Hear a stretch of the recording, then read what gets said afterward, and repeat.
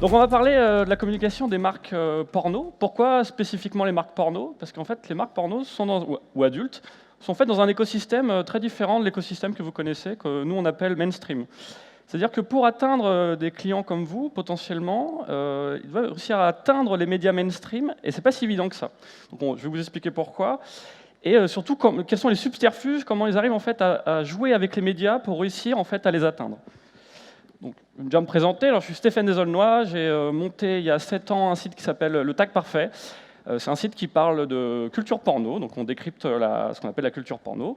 Et aussi, j'aime bien savoir ce qui est un peu sous le capot de l'industrie adulte, parce que c'est une industrie qui est assez, qui n'est pas forcément très connue et qui génère beaucoup de fantasmes, même un petit peu trop, je trouve.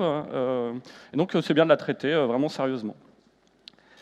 Donc, dans un premier temps, et c'est vraiment ce qui est le plus important pour moi, que vous compreniez, c'est qu'il y a deux écosystèmes très différents. Ce qu'on appelle l'adulte, c'est tout ce qui est lié au porno, à la webcam porno, à la rencontre adulte et au sextoy, dans une moindre mesure dans ce que je vais vous montrer. Tout ce qui est mainstream, c'est tout ce que vous connaissez, c'est-à-dire tout ce qui n'est pas interdit moins de 18 ans, tout ce qui n'est pas adulte. Donc, je vous ai fait un petit schéma qui peut paraître un peu compliqué à 9 h du matin, mais qui n'est pas tant que ça. Il y a deux écosystèmes. Donc, il y a le mainstream sur votre gauche et il y a l'adulte sur votre droite. Déjà, dans un premier temps, il faut bien comprendre que l'adulte n'est pas un secteur énorme. Hein. On fantasme beaucoup sur le chiffre d'affaires du porno et de l'adulte, mais en fait, il est assez petit si on le compare tout simplement au e-commerce mondial. C'est toute petite fraction. Dans un monde mainstream, comme vous connaissez, pour monter une boîte, pour la financer, c'est on va dire relativement simple, entre guillemets. Vous avez tout un panel de façons de le faire. Vous avez par exemple tout simplement des investisseurs, ça vous connaissez. Vous pouvez demander des prêts à des banques, vous pouvez avoir des aides publiques si vous êtes dans le secteur. Vous pouvez aussi vous appuyer tout simplement sur votre business model. Je vous conseille de le faire parce que on évite de lever sur du vent. Dans l'adulte, c'est très différent. Tout simplement parce qu'il n'y a pas d'investisseurs. Ça n'existe pas. Il n'y a pas d'écosystème comme vous pouvez le connaître dans l'écosystème startup. Il n'y en a tout simplement pas. Donc tout simplement, quand vous entendez par exemple parler de sextech, c'est un fantasme. C'est-à-dire qu'ils aimeraient bien avoir des investisseurs, mais il n'y en a pas. Donc il faut vraiment comprendre ça. C'est deux mondes très très différents. La seule chose sur laquelle vous pouvez vous reposer quand vous êtes une marque adulte, c'est vos fonds personnels, vos fonds propres, et votre business model. Ça a un inconvénient, c'est que si vous avez une idée et que vous n'avez pas d'argent, vous n'avez rien. Ça a un seul avantage, c'est que vous êtes vraiment la tête dans le dur, dans le direct, vous ne pouvez pas faire autrement que marcher. Ça, c'est une première chose. Quand vous êtes un média comme nous, vous pouvez vous dire on va se reposer sur la publicité, puisque c'est un business model assez classique sur Internet. Quand vous êtes un média mainstream, vous avez donc des annonceurs mainstream, une régie mainstream, tout va plus ou moins bien, c'est assez simple, il n'y a pas beaucoup de portes qui se ferment. Quand vous êtes dans l'adulte, quand vous êtes dans le porno, vous n'avez pas accès aux marques mainstream, vous n'avez pas accès aux régies mainstream. Vous avez accès aux annonceurs dans l'adulte, c'est des annonceurs qui sont vraiment bas du front, qui paient mal et sur des produits au marketing assez agressif, même très agressif. Et vous avez aussi des régies adultes. Le seul avantage des régies adultes, c'est que si vous êtes annonceur, ça ne coûte pas très cher de puber dessus. Après, vous pouvez vous dire, voilà, je suis en train de vendre un service, j'ai besoin de sécuriser des paiements, je dois passer par un processeur de paiement, ce qui est PSP en bas. Vous êtes dans le mainstream, très bien, vous avez des banques, vous avez des PSP qui sont indépendants comme PayPal, par exemple. Vous voulez faire ça dans l'adulte, vous n'avez pas le droit à ça. Vous n'avez pas le droit à PayPal, c'est formellement interdit. Les banques, n'y comptez pas. Vous avez des processeurs de paiement qu'on appelle dans le haut risque, qui sont des processeurs spécifiques, comme par exemple Epoch ou Cicibil. Et la petite différence, c'est que leur commission est à peu près de 15%, là où dans le mainstream, on est à peu près entre 1 et 3%. Donc c'est encore un frein. Il y a aussi l'accessibilité. Bon, ça, c'est un peu plus simple à comprendre. Quand vous êtes une marque mainstream, vous pouvez grosso modo, tout le monde peut accéder à vos produits ou les voir. Quand vous êtt dans l'adulte, c'est interdit moins de 18 ans. Donc ça, c'est à peu près clair. Donc il reste deux choses. Les seuls points en commun qu'il y a entre l'adulte et le mainstream, finalement, c'est vous. C'est-à-dire que c'est les clients. Un client sur n'importe quel site, et peut-être quelqu'un qui regarde du porno, peut-être quelqu'un qui est abonné à un site porno, peut-être quelqu'un qui donne de l'argent sur de la webcam. Il n'y a aucune incompatibilité entre les deux. Et la manière, une des manières, un des seuls ponts qui existe finalement entre l'adulte et le mainstream pour atteindre des clients, c'est les médias. Donc on va faire un petit zoom sur cette branche et essayer de comprendre comment une marque adulte arrive à atteindre le mainstream pour toucher des clients en passant par des médias. Sachant une chose, c'est que tout n'est pas acceptable en fait pour un média qui parle de porno. Ce qui est acceptable, c'est de parler de nouvelles technologies, parce que c'est une manière habile de parler d'un sujet adulte sans en montrer. Tout ce qui est lié à l'info insolite et aussi dans le contenu viral, ça marche bien, puisque généralement, on aime bien parler de porno de manière légère, on préfère en rire finalement que le traiter de manière très sérieuse. Alors pourquoi? Parce que tout simplement on parle de sexe, d'intimité, du coup c'est gênant, on préfère voilà, dire un peu tout et n'importe quoi là-dessus, de toute façon personne n'ira vérifier et c'est comme ça. Pourtant, le cœur du métier du marque adulte, c'est des images explicites que vous ne verrez pas dans les médias, c'est les sorties de films dont tout le monde s'en fout, il faut dire ce qui est, et c'est le lancement de produits qui seraient vraiment des produits spécifiques à ce secteur-là, qui ne seraient pas justement des nouvelles technologies. On va le voir après. J'ai pris en exemple deux marques qui sont assez fortes sur ce sujet-là. C'est Pornhub, que vous connaissez, je pense, et Camsoda, vous connaissez un peu moins, même peut-être pas du tout. C'est pour moi un peu des champions du marketing en ligne. On va prendre, voilà, j'ai pris deux exemples sur Pornhub, deux exemples sur Camsoda, et après je vais vous expliquer quelles sont les astuces pour atteindre les médias. Donc Pornhub, un petit rappel, c'est... j'ai mis des petits emojis pour ce que c'est.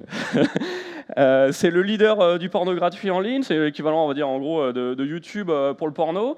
Ça a commencé en 2007. Le contenu est à 2000% explicite. On ne tourne pas autour du pot, c'est vraiment du porno, c'est frontal. Il n'y a même pas de disclaimer, c'est direct. C'est quand même 70 millions de visites par jour, donc on est dans le top 25 des plus gros sites du monde, donc c'est pas rien. Ils ont plusieurs axes de communication, ils ont même tous les axes de communication possibles. La techno, la data, tout ce qui est buzz, les marronniers, c'est-à-dire quand c'est Halloween, Noël et compagnie, des annonces très opportunistes généralement, et c'est une boîte qui est située à Montréal, au Canada. Je vais prendre un exemple. En 2014, on est en plein reconquête spatiale au niveau du grand public. Et Pornhub a une idée. Il se dit, lançons Eva Lovia et Johnny Sins dans l'espace pour un projet qui s'appelle Sexploration et tournons le premier porno dans l'espace. Ils tournent une petite vidéo sur fond vert qui leur a pris à peu près 3 heures. C'est assez cheap, mais ça fonctionne. Pour faire ça, ils disent, bon, faisons un Indiegogo, qui est comme Kickstarter, mais qui accepte l'adulte, et demandons tout simplement 3,4 millions de dollars aux gens pour effectuer ce premier porno tourné dans l'espace. Donc il se base quand même sur des choses assez... Il y a un faux scientifique dedans, tout est cramé que c'est pas vrai, mais peu importe. Ils lancent l'Indiegogo, et voilà ce qui se passe. C'est repris absolument partout. Il n'y a pas un média qui n'en parle pas, et comme vous pouvez voir, ça part du Business Insider, Motherboard, Engadget, Dazed, et ça se propage à la presse française, à la presse internationale. Donc là, vous avez Paris Match, BFM, c'est qu'une petite fraction de ce qui est sorti, France Info et compagnie. Vous pouvez remarquer, si vous lisez au-dessus de vous, que beaucoup n'hésitent pas à donner la marque. C'est-à-dire qu'il y a le premier porno dans l'espace, mais il y a surtout, Pornhub veut conquérir l'espace. La marque est vraiment citée, il n'y a aucun souci. Le résultat de tout ça, c'est ça. 95 000 résultats dans Google pour Sexploration. Sexploration n'a pas d'homonyme, c'est vraiment lié à Pornhub.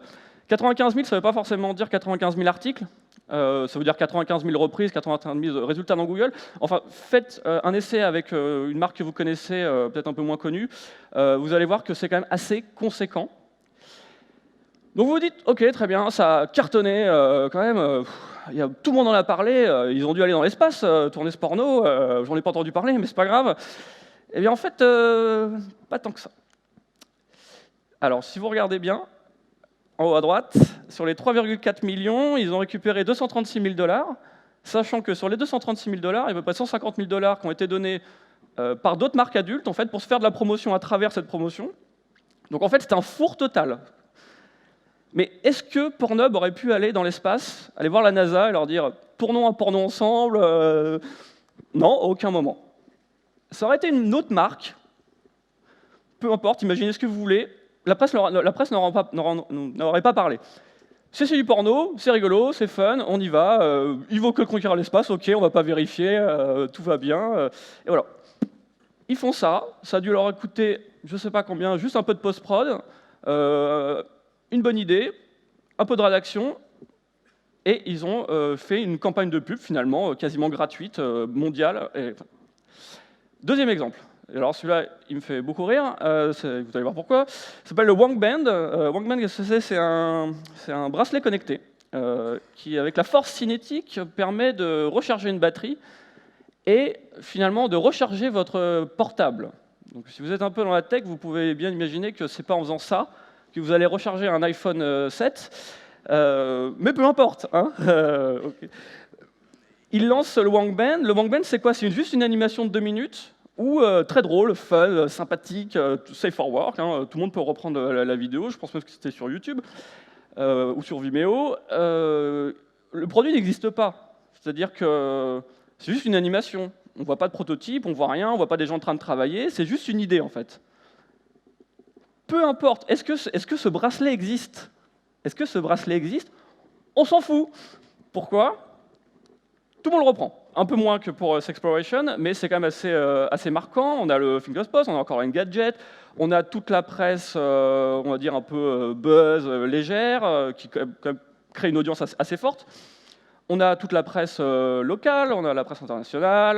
Là, vous avez les Inrock, vous avez Clubik, vous avez à peu près... Voilà, si vous parlez polonais aussi, vous pouvez voir que ça a aussi marché en Pologne.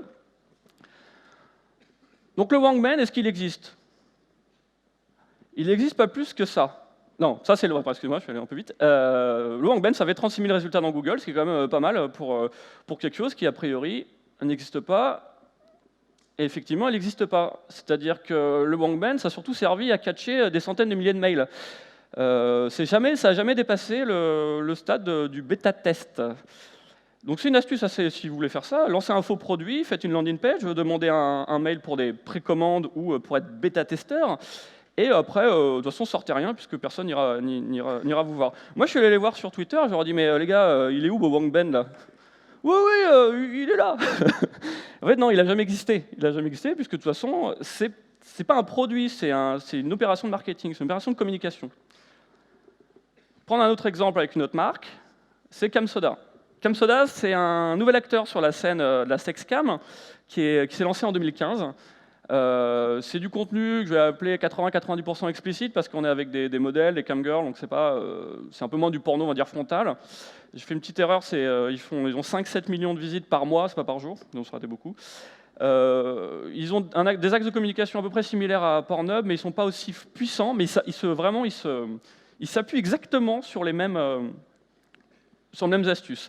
Et ils viennent de Miami, vous allez voir pourquoi tout à l'heure. Cette année, ils ont lancé le Oroma. Qu'est-ce que c'est le Oroma? C'est un casque olfactif pour pouvoir sentir le corps de l'autre en réalité virtuelle. L'idée, c'est vraiment créer une nouvelle couche sensorielle dans la réalité virtuelle, parce que vous savez que c'est très important, et de rapprocher encore plus les clients des filles ou des garçons, et de sentir vraiment leur corps. OK.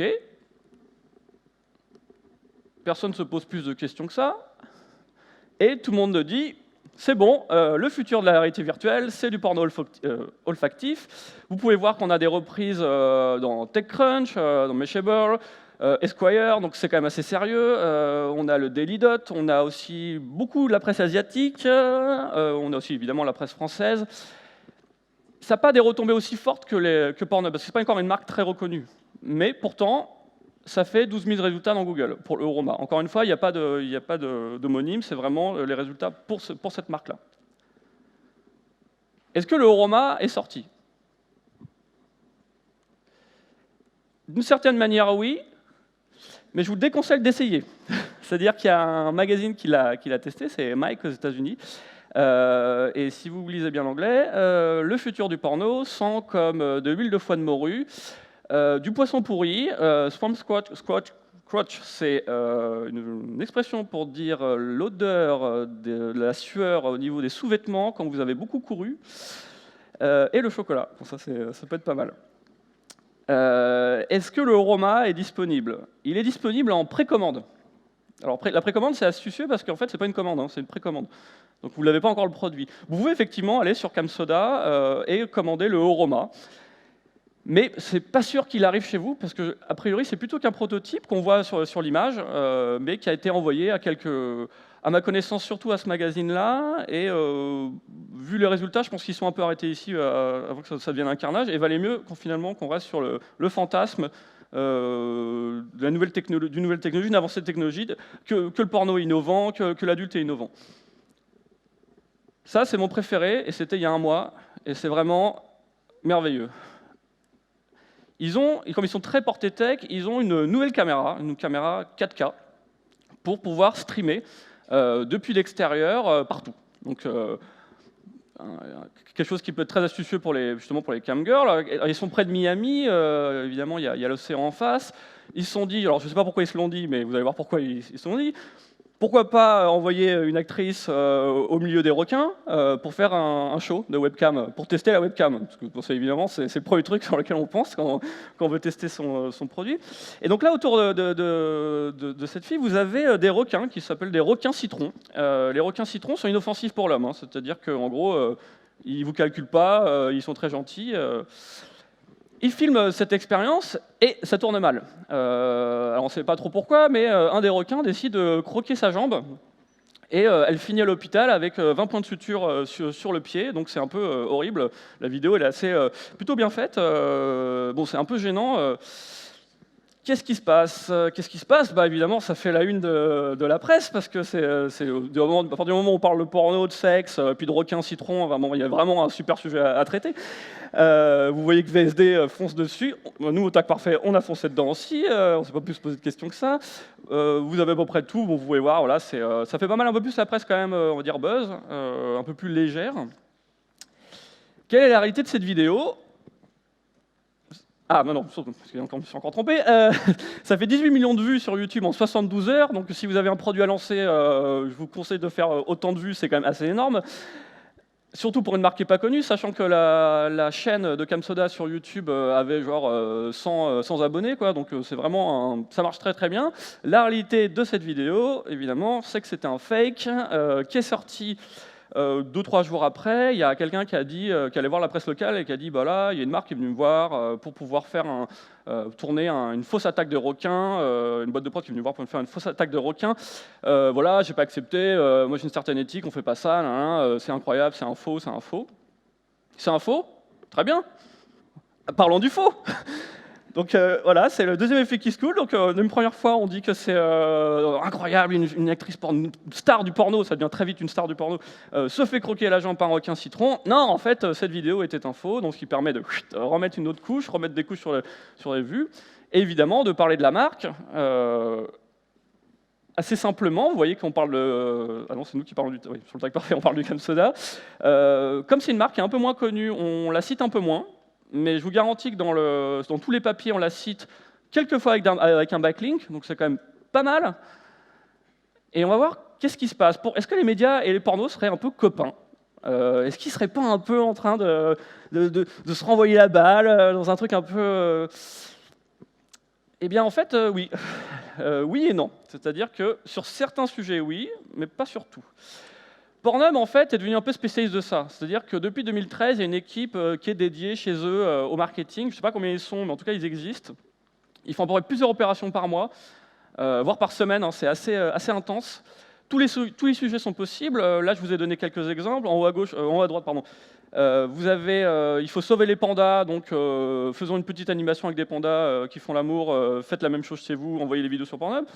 En haut, vraiment à droite, en haut à droite, vous avez un truc qui est assez merveilleux, c'est qu'ils ont tourné une pub qui leur a coûté à peu près $500, qui est assez marrante. Pour le Super Bowl, c'était je crois en 2013 ou 2014. Évidemment, ils n'ont pas les moyens de s'acheter un spot de pub pour le Super Bowl, c'est le spot le plus cher du monde, donc c'est pas possible. Ils gagnent beaucoup d'argent, mais enfin, il y a des limites. Par contre, ils ont bien communiqué sur le fait que la pub a été interdite par le bureau de la pub aux États-Unis, et tout le monde a dit ah, on censure une pub de Pornhub, c'est un scandale, alors qu'ils savaient très bien que ça allait être censuré. Tout avait été fait pour ça. Ils ont donné 25 000 $ pour un étudiant, pour sa scolarité. Ils ont fait une opération, mais alors absolument, c'est un cas qui est vraiment incroyable. Ils ont fait toute une opération pour faites la pub de Pornhub, et vous gagnez potentiellement, vous pouvez devenir DA de chez Pornhub là-dessus. Donc ils demandent quand même au public, donc ça leur coûte que dalle, de faire des publicités. Et ils s'achètent un emplacement sur Times Square. L'emplacement dure que 24 heures. Pourquoi? Parce que ça coûte un peu cher, mais ça, ils vont pas le dire. Par contre, ils vont bien communiquer sur le fait qu'ils ont été censurés au bout de 24 heures, on n'accepte pas le porno sur Times Square. Je pense que c'est un peu du bullshit, c'est surtout qu'en fait, ça coûte très cher et qu'ils n'avaient pas les moyens. Par contre, le fait que ça soit censuré, ça, on va en parler. Et cette opération a duré à peu près 6 mois. Vous pouvez regarder sur le Business Insider, il y a au moins 15 articles. C'est absolument génial. C'est-à-dire qu'ils ont juste une idée. Et ça arrose comme ça pendant des mois et des mois toute la presse. Ils ont un truc qui est très bien, et ça je vous le conseille de regarder. Ils ont le Pornhub Insight, c'est un site qui est dédié en fait à la data sur le site, parce que c'est comme un site qui fait énormément de trafic. Donc ils font de la data et ça marche très fort. Et ce qu'ils font maintenant, c'est qu'ils font vraiment de la data localisée, c'est-à-dire qu'ils vont dire au Monténégro, vous avez le tag le plus fort, c'est MILF. Ok, bah ça fait toute la presse du Monténégro. Je vous donne un exemple d'un petit pays parce que vraiment ils font tous les pays possibles, imaginables. Ils font tout ce qui est marronnier aussi. C'est la fête des mères, faisons une carte Pornhub. Voilà, ça demande juste à un graphiste de faire un petit truc. Hop, on envoie. Ça marche pas, on s'en fout. Voilà. Il faut quand même des grosses opérations. Ils en font même que quelques-unes par an. Quand je parle de grosses opérations, c'est des opérations qui quand même où il y a un petit peu d'argent derrière. La reprise dans la presse, c'est quasiment systématique. Spécialement la reprise de la presse tech. À partir du moment où vous avez la presse tech, vous avez toutes les presses tech locales, et après vous avez toute la presse finalement. Et l'idée derrière, parce qu'ils sont quand même déjà numéro 1, numéro 2, c'est de s'imposer en fait auprès du grand public comme le leader du porno gratuit. Et finalement, c'est de se mainstreamiser à travers leur opération. C'est dire, voilà, nous, on fait du porno, mais on va jamais vous parler de porno comme on le fait en fait, comme on le distribue. On va vraiment vous parler de nous comme une marque tout à fait normale, comme une autre. Chez CamSoda, eux, c'est quasiment dès le début. Ils ont le CamSoda Labs qui permet en fait de créer des opérations. Ça existe depuis 2015, donc depuis le début de CamSoda. Ça, c'est des exemples. Je ne vais pas tous vous les citer, mais ils ont fait le premier hologramme, la première camgirl en hologramme. Si vous regardez vraiment dans les détails, c'est assez cheap. Ils sont beaucoup dans la réalité virtuelle. Ils inventent plein de noms, le Ocas, le Blocas, vous pouvez imaginer ce que ça fait. Ils sont aussi pas mal sur les marronniers, ils étaient sur l'élection américaine. Ils font une opération par mois, c'est vraiment... D'ailleurs, quand l'histoire du requin est sortie, j'aurais dû un peu me méfier, parce qu'en fait, c'était l'opération du mois sur le CamSoda Lab, il suffit juste de regarder qu'ils avaient lancé ça. Les reprises sont assez régulières, mais elles sont pas aussi massives finalement que le Pornhub. Et l'idée derrière, c'est tout simplement une stratégie d'acquisition client, parce qu'ils sont sur un secteur qui est très concurrentiel, qui est assez compliqué, le streaming, on va dire adulte. Ils essayent de grandir, et il faut imposer la marque, la faire connaître le plus possible. Donc ils ont deux leviers, ils ont l'acquisition client classique à travers de l'achat de trafic massif, ça coûte pas très cher dans le porno, et ils ont cette stratégie qui marche bien parce que CamSoda, en fait, les gens ne connaissent pas, mais ils vont commencer à connaître. Ils ont vu ça sur YouTube, ils vont se dire mais c'est quoi CamSoda, ils vont aller voir, ils vont voir des camgirls, peut-être qu'ils vont commencer à payer et ils vont avancer comme ça. C'est pas les seuls, évidemment, même si c'est les champions. Vous avez Badwang, qui est une marque qui fait surtout de la tech dans ce milieu-là, mais qui aime beaucoup de porno et qui vraiment sur les nouvelles technologies. Donc ils sont vraiment dans un truc de réalité virtuelle et de sexo. Vous avez Jackie Michel en France qui copie pas mal les idées de Pornhub. Ils ont sorti un pyjama connecté qui n'existe pas. Vous avez Wood Rocket qui est une marque un studio porno et qui est assez malin et qui fait beaucoup de parodies. Donc des parodies vraiment sur là vous avez Pokémon, mais c'est des trucs très cheap, hein, c'est vraiment, il n'y a pas de budget. Mais bon, une parodie porno de Pokémon, parlons-en. Kink, qui est un studio BDSM assez vénère, sort de temps en temps de la data justement pour avoir des reprises. Il y a un exemple qui est très marquant, qui est Hot Octopus, qui est en fait une marque de sextoy qui a sorti des cabines pour se masturber à New York, qui s'appelle le Guy-Fi. La presse en a parlé vraiment comme New York installe des cabines pour se masturber dans les rues de New York, comme s'il y en avait une à tous les coins de rue, comme si tout le monde était là dans la rue, alors qu'en fait c'est juste une opération de communication. Et en fait à aucun moment, enfin de temps en temps on le fait, mais à aucun moment les gens disent non mais en fait c'est une opération marketing. En fait non, il n'y a pas vraiment de cabine pour se masturber, c'est pas une cabine, il y a juste un truc fermé, un vieux porno qui tourne et un sextoy à l'intérieur et juste un truc un peu brandé, c'est tout. Et une autre manière de parler, c'est tout ce qui est lié à la sécurité ou à la crypto. Ça, c'est plus pour avoir des reprises dans la presse spécialisée. Ça marche toujours, hein. Vous êtes une marque adulte, vous dites que vous acceptez le Bitcoin, ce qui n'est pas forcément une info vraiment incroyable. Par contre, ah oui, telle marque accepte le Bitcoin. Vous passez en HTTPS, ce qui est somme toute assez courant à l'heure actuelle. Mais non, vous êtes le premier site porno à être sécurisé et compagnie. Donc voilà, les gens reprennent ça, super, porno HTTPS. Voilà ce qui se passe. Je te fais un petit schéma avec des petits smileys, comme ça c'est marrant. Vous avez une info tech. Vous êtes dans une info tech dans le porno évidemment. Vous l'envoyez discrètement à vos amis de la presse tech aux États-Unis, qui va reprendre l'info. Alors, quelquefois, on va le reprendre de manière sérieuse hein, sur le sujet principal. Quelquefois, ça va vite virer au « Oh là là, c'est incroyable, la réalité virtuelle, on peut sentir des aisselles de la camgirl, voilà, c'est incroyable ». Toutes les éditions locales vont le reprendre, sachant qu'en fait toutes les éditions de la presse, des médias sont connectées finalement à la presse américaine, donc va reprendre et va le refaire à sa sauce. Donc vous allez voir que l'info va se distiller et va devenir plus ou moins légère, c'est plus vraiment la même. Et après il y a vraiment une contamination dans toute la presse, c'est-à-dire à partir du moment où il y a Yahoo qui reprend, où il y a tous les sites de buzz qui reprennent, tous les sous-sites de buzz vont reprendre l'information, etc., etc. Et vous avez avec assez peu de moyens finalement, même pas du tout, vous avez des retombées internationales. On peut se poser la question de savoir si ce ne serait pas une petite alliance implicite, et j'espère que vous avez remarqué le jeu de mots avec implicite et explicite, parce que je suis assez fier. En fait, qui profite du crime en fait qui profite de ça? Est-ce que c'est les médias ou c'est les marques? Comment c'est possible en fait? Parce que si vous êtes une marque qui n'est pas adulte, essayez de faire la même chose, vous allez le faire une fois, si vous bullshitez en fait les gens une deuxième fois, on ne parlera plus de vous, hein, c'est pas possible. Mais en fait, c'est un peu dans les deux sens. Vous êtes un média, vous avez une certaine complaisance par rapport au sujet porno, tout simplement parce que pour vous, c'est un sujet léger et attrayant, et vous n'avez pas forcément besoin finalement d'aller vérifier, faire un vrai travail journalistique, puisque c'est le porno, on s'en fout, quoi, voilà. En plus, vous racontez des histoires qui sont OK pour les annonceurs qui sont à côté de vous, parce que si vous commencez vraiment à parler du cœur du métier du porno et vous mettez des images explicites, vous allez prendre un certain risque par rapport à, si vous êtes un média en ligne, vous allez prendre un certain risque avec vos annonceurs qui vont vous dire non mais attendez là, moi je suis Samsung, j'ai pas envie d'être à côté de seins, voire plus. Vous assurez une audience parce que le porno est attractif, du coup génère une audience, c'est plutôt bien. Vous traitez d'une certaine manière de la culture porn, ce qui montre que vous êtes finalement assez cool, assez jeune, vous êtes au courant de ce qui se passe. Côté marque porno, vous jouez sur la légèreté, vous jouez même beaucoup sur la légèreté. Vous jouez aussi sur le fantasme du cybersexe qui existe depuis 30 ans, voire même plus. C'est-à-dire qu'il y a beaucoup de fantasmes sur le porno, mais aussi beaucoup de fantasmes sur la technologie et le porno. Donc vous jouez là-dessus, sur ces codes-là, et ça marche bien généralement. C'est une manière, vous proposez des histoires safe for work, donc il n'y a pas de vous démerdez pour mettre aucune image explicite. Vous êtes on parle de vous, mais à travers un autre sujet. Évidemment, vous jouez aussi sur l'attractivité du sexe et du porno.